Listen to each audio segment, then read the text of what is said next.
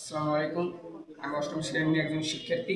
আমি আজকে স্নেহ পদার্থের উপস্থিতি বর্ণনা করব। প্রথমে আমাদের নিতে হবে টেস্ট টিউবে কিছু পরিমাণ সয়াবিন তেল যা আছে। তারপর আমরা একটি ড্রপারের সাহায্যে ইথানল নিব কয়েক ফোঁটা।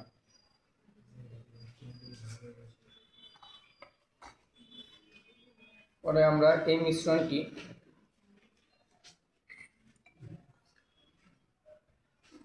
ভালোভাবে মিশিয়ে ঝাঁকিয়ে নেব।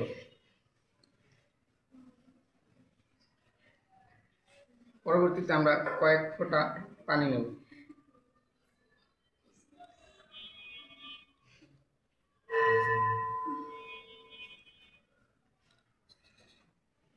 পরে আমরা মিশ্রণটি ভালোভাবে ঝাঁকিয়ে নেব। দেখা যাচ্ছে এটি ঘোলাটে ঘোলাটে পরিমাণ হয়েছে। অতএব এর ভিতরে স্নেহ পদার্থের উপস্থিতি রয়েছে। এছাড়াও সরিষার তেল, সয়াবিন তেল ও তিলের তেল, ভুট্টার তেল এ দ্বারা আমরা উপস্থিতি নির্ণয় করতে পারবো এবং এতে স্নেহজাতীয় পদার্থ উপস্থিতি রয়েছে। ধন্যবাদ সবাই।